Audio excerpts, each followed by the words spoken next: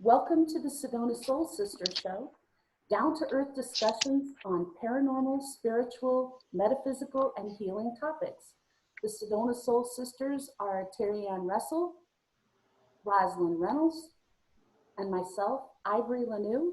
We have offices in Sedona, Arizona, where we see clients from all over the world.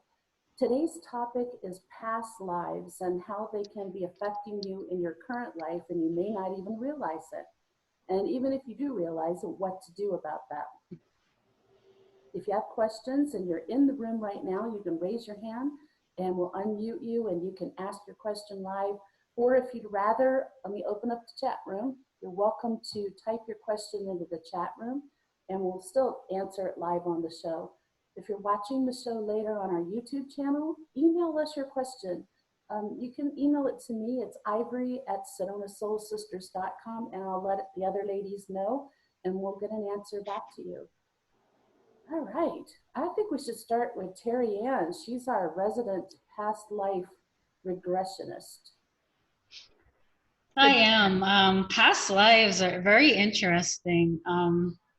There's so much talk about them nowadays too, but really, truthfully, people like Michael Newton have been excuse me, studying them for years before him, Edgar Casey. So people have always had an interest in past lives and how they affect our current life. And what I like to tell people, really simplistic sentence, is your soul's contract guides your life now. You know, everything that you set up in your past life and in the in-between life to come into this life is guiding your life now. And so people are curious about how that affects them and how they can really heal those things that they've had. We've all had, traumatic instances in our life where we hold on to that. And it may be this life, or it also may be a past life. So I just find the whole thing fascinating. I could do regression after regression after regression.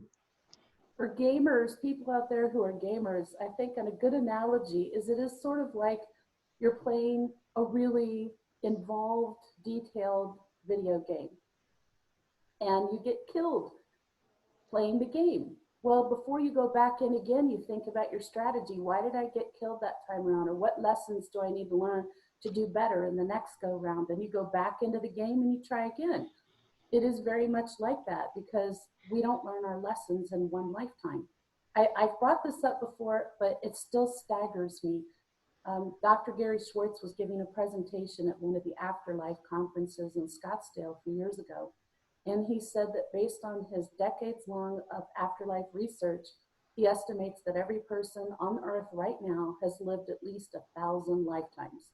And if you think about everything that's happened to you in just this one life up to this point, now times at least 1,000, that's how much wisdom and experience we carry within us if we can find a way to tap into it.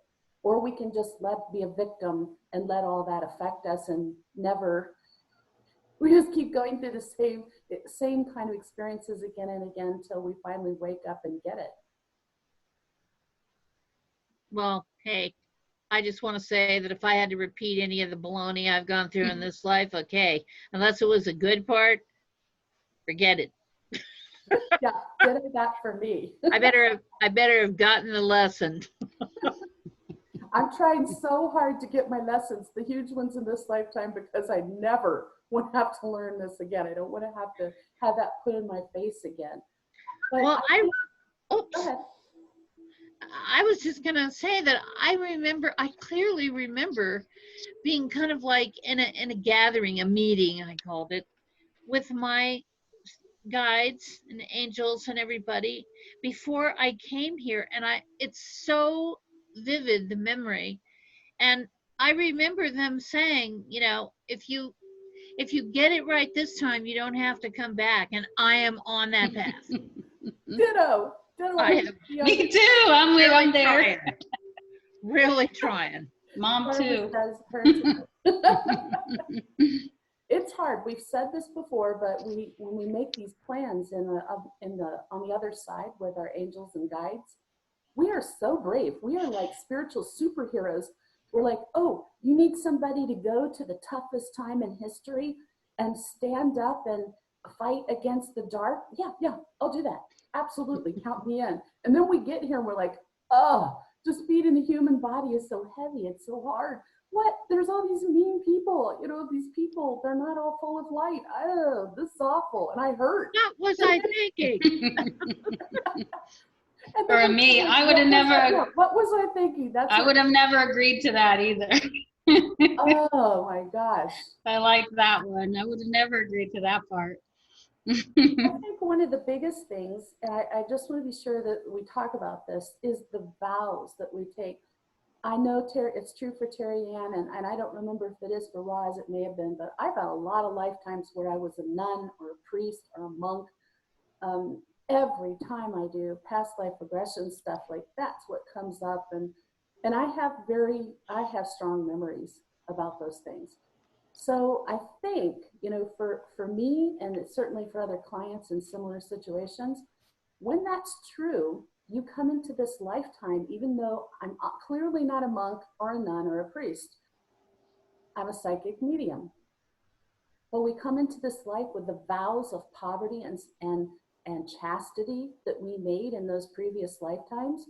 And those vows, just those two specifically, can wreak havoc on your current lifetime. It can make it so that you think, it can make you feel like even you don't even realize it, but at a subconscious level, you think you're not supposed to have a lot of money. I'm scraping by, and this is the way it's supposed to be. This is the way it will always be for me, because it's been that way in other lifetimes. But in this lifetime, you don't have to abide by that vow. You didn't take a vow for this lifetime unless you are actively a nun, a monk, somebody who said they give up all worldly possessions. You didn't take a vow to be chaste, to give up sex, but that kind of vow can be affecting you in your ability to have a healthy relationship with someone, a healthy sexual relationship. It can make you feel at some subconscious level like sex is bad, that you're sinning by having sex, by allowing somebody to be close to you in that way, and you don't even know it. And so that's just, I really want to bring this up. And I will tell you before the show is over how to cut those vows. There's a very specific way. I have it with me now. You can listen to the recording and write it down, and it'll tell you exactly how to sever that for this lifetime and moving forward, so that you're not stuck in poverty. You're not stuck in unfulfilling relationships. Yeah, it's, I think there's a lot to uncover about our soul and our truth, our true essence of who we are through past life regression. But those oaths and vows that you talked about are very prevalent in a lot of my clients. As you said, the poverty vow, that has to do a lot of times with being in the religious background. Chastity, and none of those things serve us where we are today in the 21st century. And as you said, we are not those people. But it's like a cord tethered to us. We took that vow, and our soul carries it with, it's very sacred, and our soul carries that with us into this lifetime. So I think when people start to hear about oaths, vows, and contracts, they can really see within themselves which ones are more prevalent for them. I wanted to talk about a very specific example. It's just popping into my head. I haven't thought about it for a while. My first husband, who's deceased, so it's not going to hurt him to hear this. And he knows it's true because he's a friend of mine on the other side now. So in this lifetime, he was very handsome. He looked like Clark Gable at his prime. He was extremely charming and talented, but he had horrific anger and control issues. And he said to his mother was a well-known astrologist, and before, I think maybe in our first year of marriage, she told me that when he was 2 or 3, he threw a tantrum again and stomped his foot, and he was 2, and said, "When I was Louis the 14th, nobody told me what to do." And she and I talked about that. It's like, well, that explains a lot, because she knew how he was. And he expected everybody to bend to his will, to kowtow to his every whim, to never step outside of his wishes. And I thought about that, how hard it must be.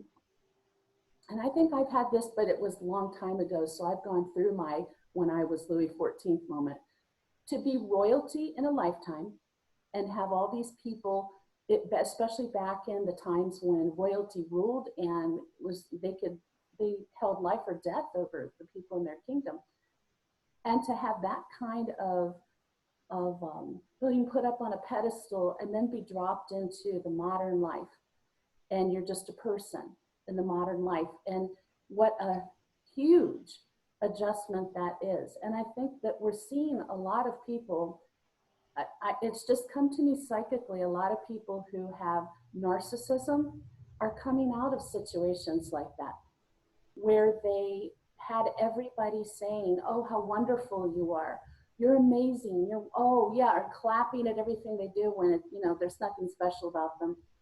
But they can't adjust to just being a normal person. So that's another way that, like, people always say, oh, I want to find out I was a king or queen or princess in a past life. No, you really don't, because this is the kind of thing I see people struggling with in their current life if they just came out of it, if that was a recent lifetime or their last lifetime.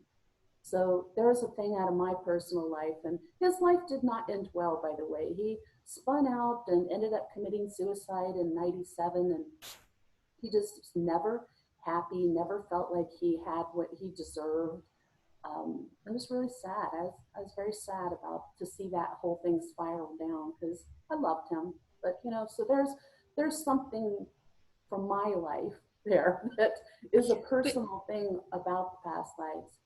If he had had knowledge of who he was, or able to know that he was able to clear that and really heal from that lifetime, and understand that that's part of his soul, yes, but that's not who he is today, maybe do some healing around that, then his life could have turned out differently too. Yeah, and some people have to be open. I did know about past lives then, but he was not open to hearing any of this. And so I just had to take a step back and sever emotional attachment, because it was really awful for me as an empath, and for me as his former wife, and he's the father of our daughter, to watch this happen, to just see somebody spiral down like that. And I'm sure there's people out there listening right now who have some experience like this. And I hope that this show opens your eyes to something that might be going on for yourself or a loved one, and get them some help, so that they don't have to be miserable and suffer past life issues in this life. Well, I think it's also important to realize that we are connected with kind of like our tribe, our soul group, and we do re-enter with various connections from that soul group. And so that might not have been the very first and only time that you were connected with him. So you're working out your lessons, or however you want to term it. He's working out his. It's a choice that you're going to work out your lessons. And if you don't agree to that, which apparently he didn't, you make the determination that, unfortunately, you want to leave the planet. I can't really figure out how that really works well, because then you still have to come back and do the same thing. But I don't think most people think about that. Barb, do you have a question? Let me see. I'm not sure if she was saying she has a question. Well, maybe not. Maybe she put the phone down. Have either of you had people in your lives that had very clear past life memories like that? That I can remember. And I have friends that I have known since I was in elementary school, and we just clicked together. And that's part of your soul group when you get older, and when you start to kind of figure it all out. I still talk to those people. I'm still in touch with them. We still have that amazing, connection. The lessons that came with them, are for the most part pretty much done, because we're not you know, we still love each other, we're still in communication, but we're not hanging out together all the time. So I think, you know, you do come to a point of completion with those old lessons. And you know, it's a very hard lesson to have to experience what you did and let somebody go and let them make the choice that they want to leave. I mean, not that he asked you, but No, he I'm was just saying, remarried. yeah, you know, it's a point that you have to accept that they have reached their limit of how much they want to do here, For him, he and just they're couldn't, leaving. he wasn't willing to tolerate any more of a lifetime where he wasn't king. Yeah. You I know, mean, if you were Louis the 14th and everything you went your way, yeah, that'd be a rough ride. I have been in the royal family in France back in the 17th century. And so I know I had to have gone through something like that. With Uh, him. I had a session with Terry Ann where it finally came out exactly what that was because I knew I'd had those memories, but I had no delusions of being royalty in this lifetime. So it must not have been my last one. Or You know, it's I funny. didn't like it so much, maybe. That's true too, because I was also royalty, but I don't feel like in this lifetime I deserved it or anything like that. I actually had quite the opposite, where I have struggled with finances and you know, being worthy and all of that. So I had the opposite effect. But on the other point, you know, both two of my four children have told me that they chose me as their mom. They were both about 3 years old. Anthony and Sophia are the ones that both told me they chose me. I chose you to be my mommy. I And I'm love like, that. oh Lord, when Anthony told me, my God, I was 24 years old, I was like, oh, you, you chose the wrong one. Another thing I experienced, and I think a lot of people may see something that they resonate in this. When my daughter, who is my only child, and we're very close, but she was born so headstrong. Oh my gosh, and so smart.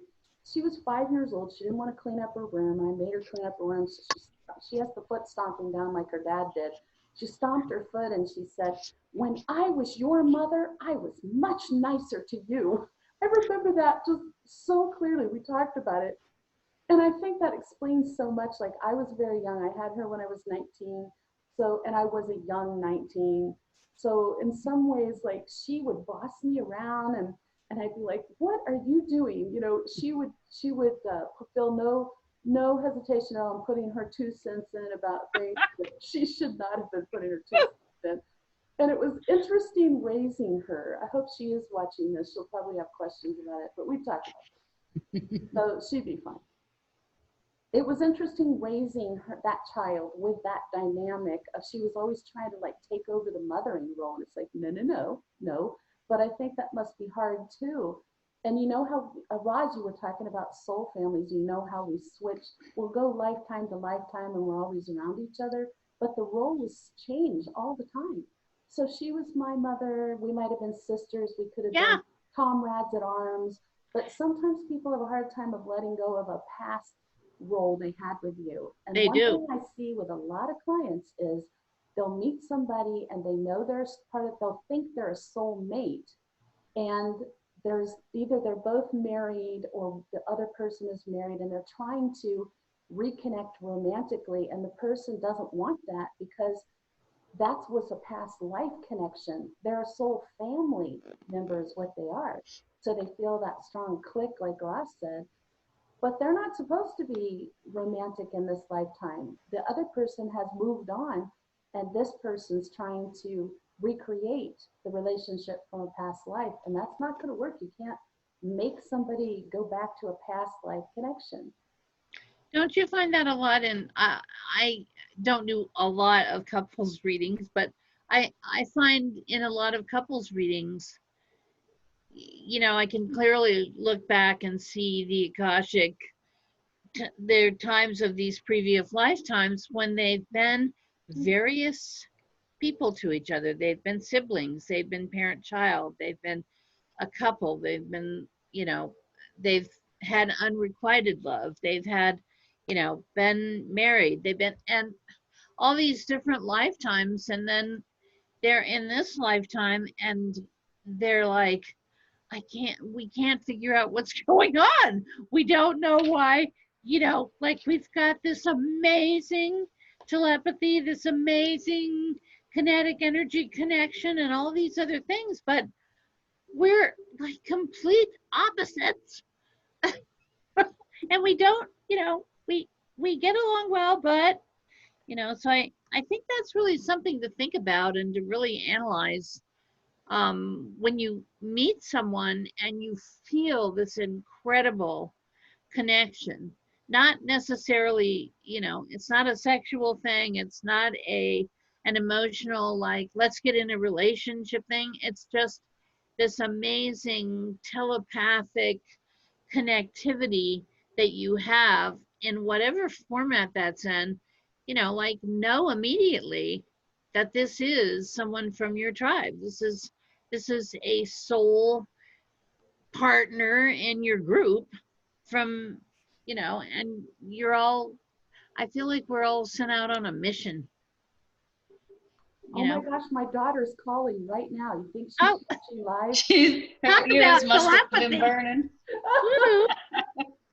No, we really do. She and I really do. I thought that was hilarious. I looked down like, oh, Michelle. But Roz, I felt that with you, like within the first 5 seconds that I met you. I was thinking of you too. Mm-hmm. Yeah.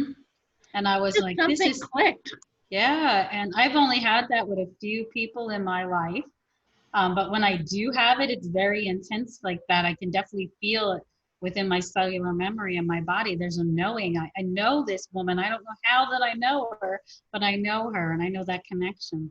And when, the amazing thing about that was when you came in and you were like going, oh, I don't even know I can tell you this. I don't even think you're gonna think I'm crazy. And you're like, I'm going, want to bet? It sounds crazy. Instant. It was like click. Okay, here's a piece of the puzzle. Right. And it does. It sounds crazy sometimes. And that's why I tell my clients too, like, it's the craziest things, the craziest shit that you hear as guidance that comes to you. It's like, that's it. It's like, you can't make that up. It's like totally in sync with where you're supposed to be going and what you're supposed to be doing. And the other part is I didn't have to come in.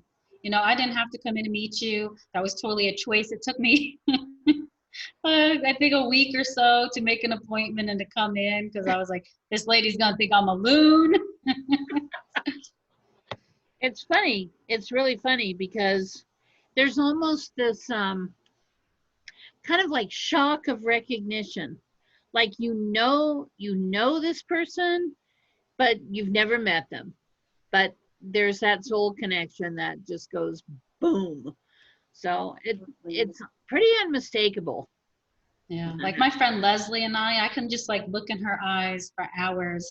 There's this deep soul connection that we have. We both lost sons, and I was introduced to her last year. Anne had guided me to the group that she holds in Sedona, and I could just look in that woman's eyes for like hours. Like, it's just amazing, amazing.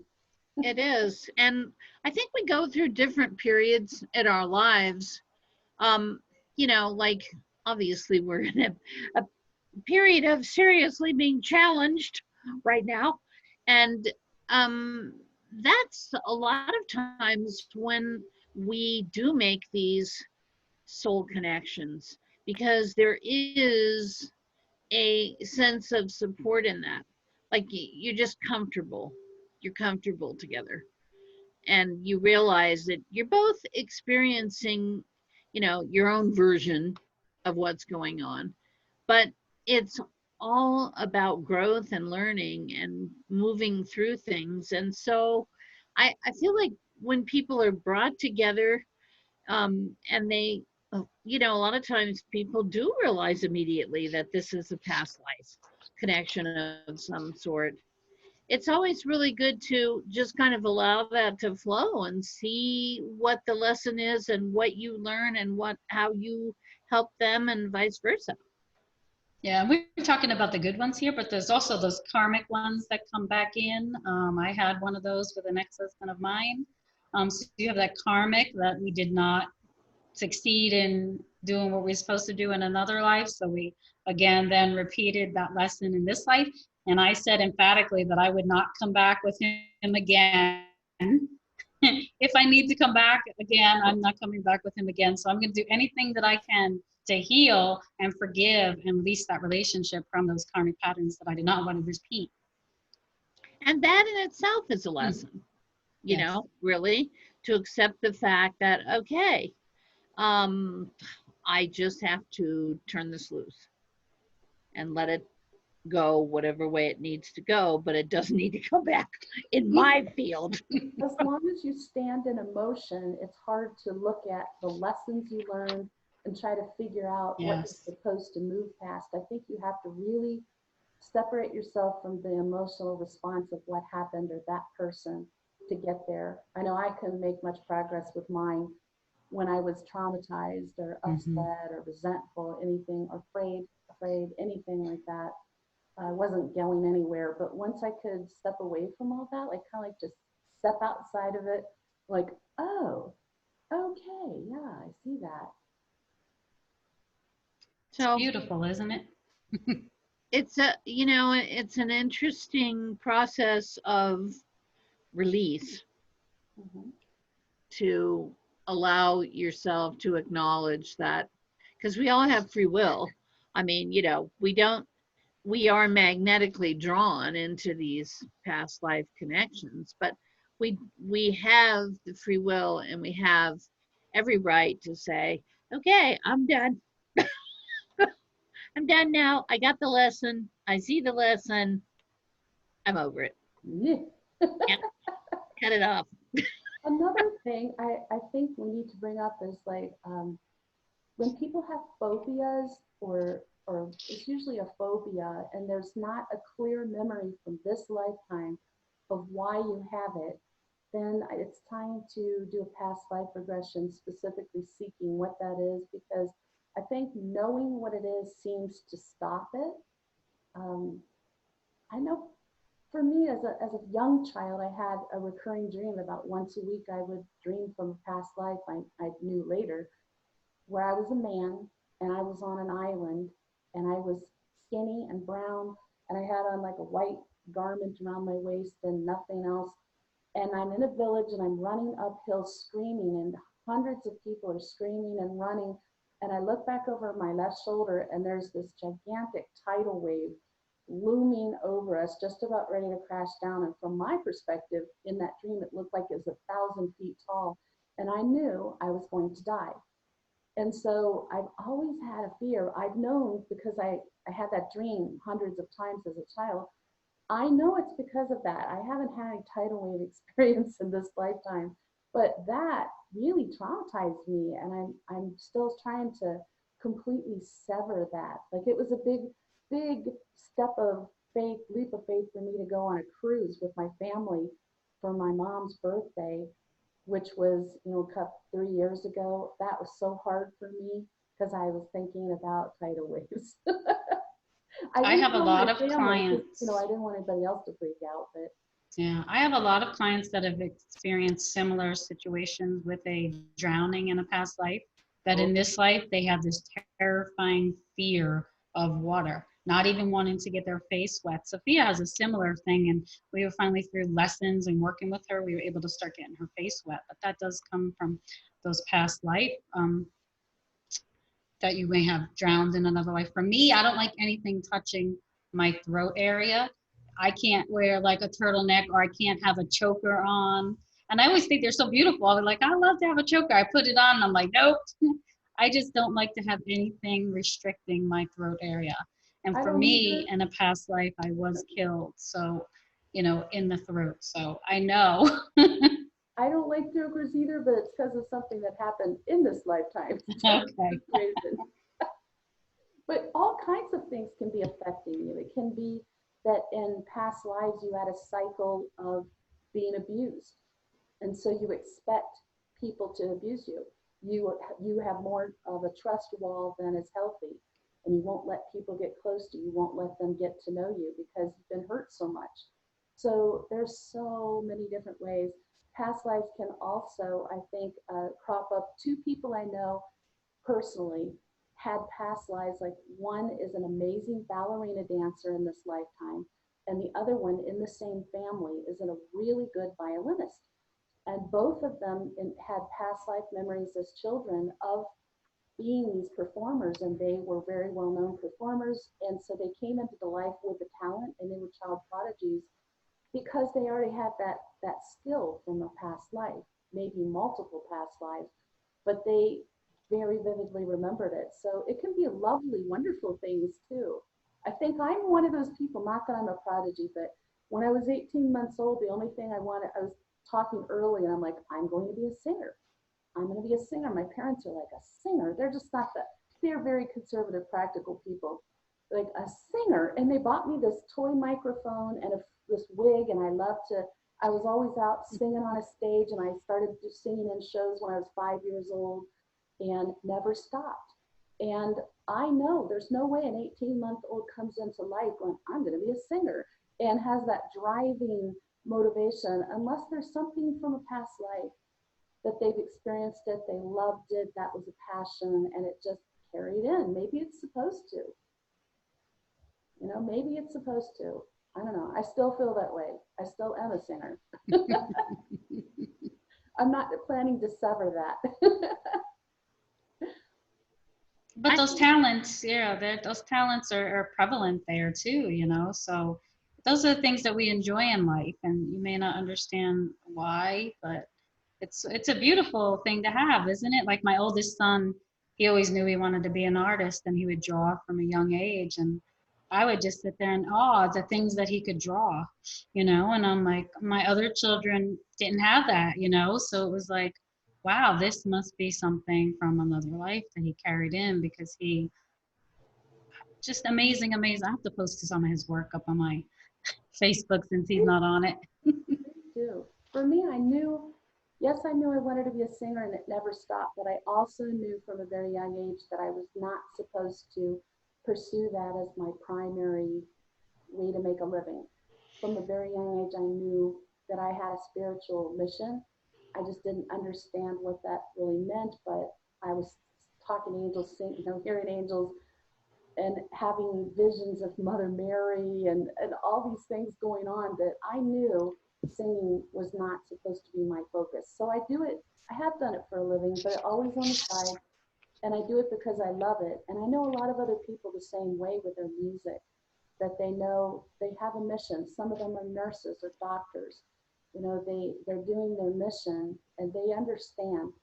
Nobody had to tell them that they have something else that's the focus for this lifetime. It doesn't mean you're supposed to give up what you love doing artistically, but you know in your heart that's not. I wasn't supposed to move to New York. I wasn't. Some of the people that I went to school with at these special arts schools that I was good friends with, they became famous. You know, they went on and became famous, and I could have gone on that trajectory, but I knew that wasn't for me. I'm sad about it, but I understand it too. I couldn't have written in that little part in my contract too. Yeah, you can't. You can only put your energy and time and into so much at a time, and that's Yes. the lesson I think that I had to learn in this lifetime. I had to just give into that.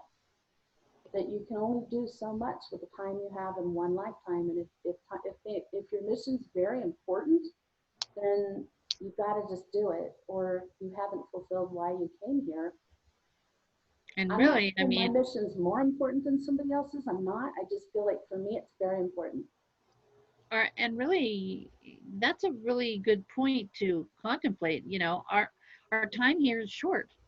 Hmm. It, 80 years sounds like a long time, but boom, you know, goes by pretty fast. So you have to tune in on the things that you know are part of your soul's purpose here, and enjoy the other things, of Hmm. course, that you love, but realize, you know, I, I'm not sure I figured out um, how I was always healing people, but I look back from my childhood I mean, every hurt animal, bird, person, they would always find me. And of course, that's, the energy that we send out when we have the ability to help people heal, whether it's, emotional, spiritual, whatever. So it's very interesting because our soul's purpose, our soul knows why it's here. I have a lot of people who come in and go, I don't know what my purpose is. And I think, sometimes we have blinders on about that.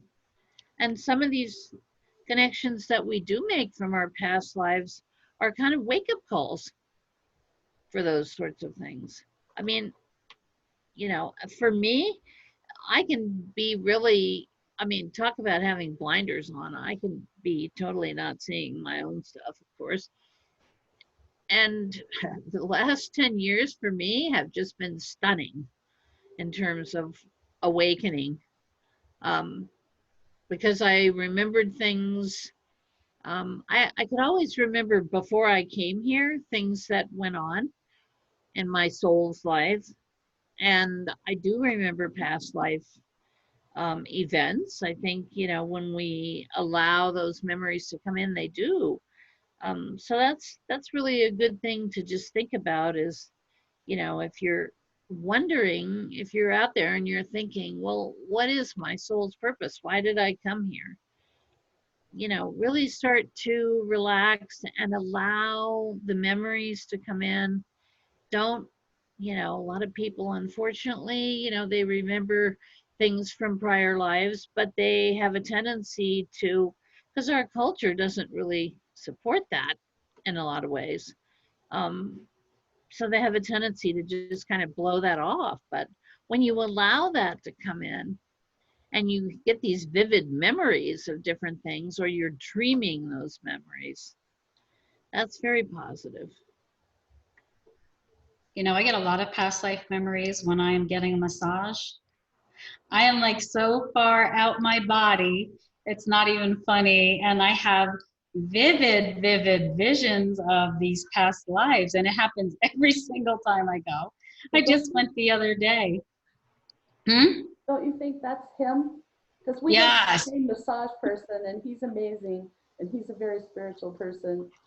And the space he's created there, I think, is conducive to that. And it gives me the ability to leave my body and to be so relaxed that I can go into that environment and experience all of those things. I just told my daughter she didn't like the count when she was little, the count from Sesame Street. So I said, oh, I was a countess in a past life. And, I had this count there. And she's like, I don't want to hear it.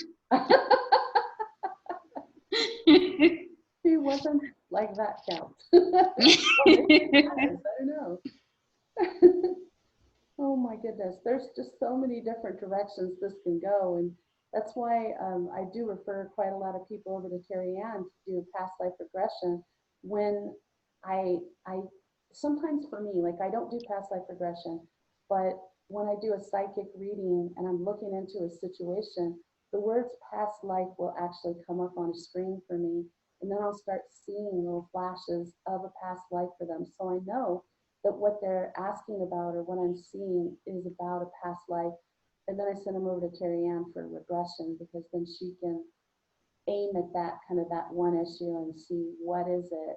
I know because she did it for me. Like, what is it with that one memory? You can pinpoint if you have something specific you want to look at. Some people come and they're just curious about a past life, and things may come up also that they did not even think of. I also I've been doing a lot since Aunt passed of interlife regression. So a lot of people come in and they will maybe have been on another planet or been in spirit. And so they can understand sort of too about the contracts. When we talk about the contracts, so more about the contracts. And I always say, the past life regression, you can ask what you want, but I've really found that it's really tailored to your needs. Your higher self is going to guide you and I to get the best out of what you need for that session. And it may not, I always say, don't go in with any expectations. You come in for one thing and you leave with another, because it's so vastly different for everybody. I was happy you were able to pinpoint that one lifetime for me because, or that it came out because it answered that question of why, when I went to the Palace of Versailles, did I know where everything was? And I saw these visions I'm of getting people chills. from the 17th century. Like I saw them in costume, you know, in their clothing and walking up and down the halls and out on the lawn and like what in the world is going on here? That and so I had to actually go there to trigger all that. So Mhm. I don't want to run out of time before I tell you this. Not that we're leaving now, but I promised that I would tell you how to sever a vow from a past life. So no matter if it's a vow or a belief, you can interchange those words, but you can say out loud firmly, I am willing to sever all vows that are blocking me in this lifetime. I ask that all aspects of painful vows be now and forever undone in all directions of time for everyone concerned. So say that until that issue is gone for you, whether it's chastity, poverty, a relationship cycle, whatever it is that's holding you back, blocking you, or bothering you, phobia in this lifetime, just ask that that be severed.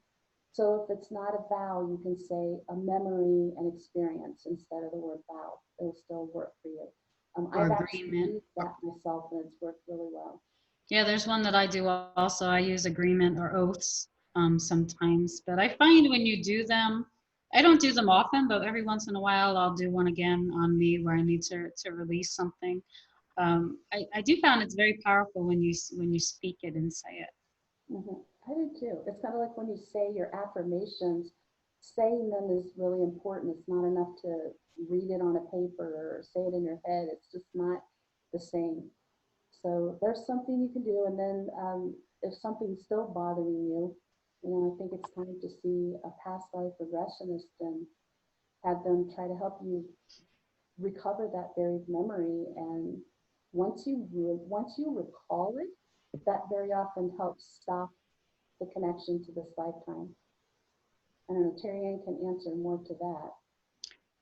Yeah, sometimes people don't even know exactly what it is that's affecting them. I had a client not too long ago that came in and she was just very lost and couldn't find her way, and life was really difficult and hard.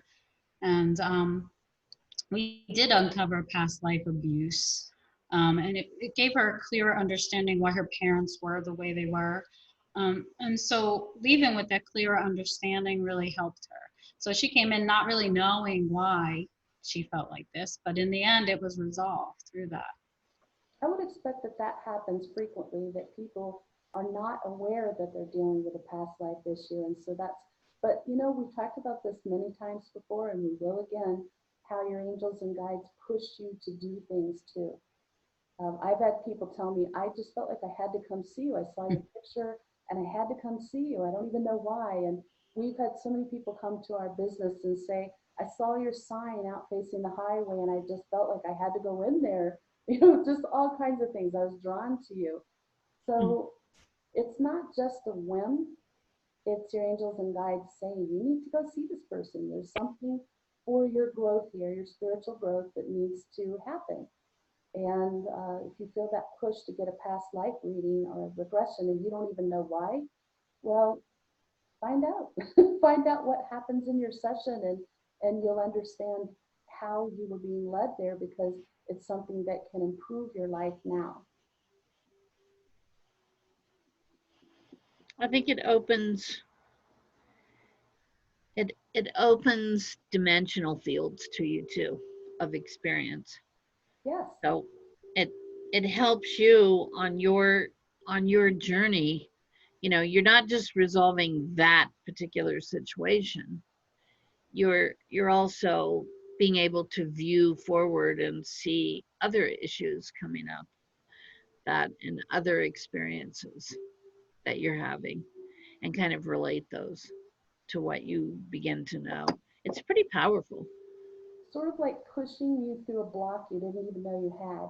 And we all have those. We all have them. When people come to me and they want to learn how to see and hear and feel their angels, some people can do it right away.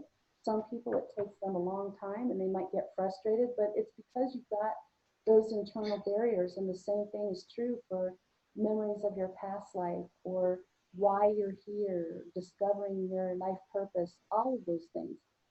You I have some think, blocks, and some of yeah, it is you're not supposed to know yet. yeah. You know, the time, everything in its own time.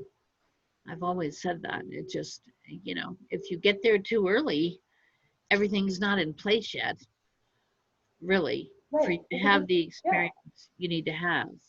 that's very succinctly worded, Roz. That's I think exactly it. I think another thing to think about for people is, I know myself, I've had experiences in my life. One was the first time I came to Sedona. Another place where I've lived a few times is Big Bear Lake, and immediately when I went to those places for the first time, I knew that I had lived there before. It was like you were talking about the Versailles Palace. I knew which way to go. I knew the area. I was very comfortable there. And it's so interesting because, you know, I came to Sedona when I was like 14, and I knew immediately I'd lived here before and that I would live here again. Well, I didn't move to Sedona until I was 50. So there was a long stretch there. I did come to Sedona, you know, and visit, but it's it has to be in the time frame where everything is in the right place for you to have all those connections and get resolution and see your lessons and meet the right people and all that good stuff. It's all part of our journey, everything coming together step by step. And Yep. sometimes it's frustrating, even for us as psychic mediums, mystics. We know things are going to happen. It doesn't mean we know when. And it can be really frustrating when we know something's coming, but we have no idea when it's going to happen. So we're just Oh, waiting. I had huge problems with that when I was young, when I was like in my teens, in my 20s, you know, and I would feel it and I would have the feeling I knew what was coming, and then it wouldn't happen. And I just start going crazy. It'd be so frustrating. So, I think, like you said earlier, we're ahead of schedule sometimes. Yeah, we really are. Do you have anything else you want to add on today's topic? All right. Terry Ann's the expert regressionist. So, I just think they're so fascinating. And even if you're not looking to uncover anything, you should just get one to try one. I mean, the first time that I did it just to, out of curiosity for a past life, just to see where I was or what I did. Absolutely. I agree. Thank you for watching the Sedona Soul Sisters Show. If you'd like more information about us or our services, visit our website at sedonasoulsisters.com. Tune in next week when our topic is addiction and why it happens from a spiritual point of view. We hope that you have an enlightening week. bye.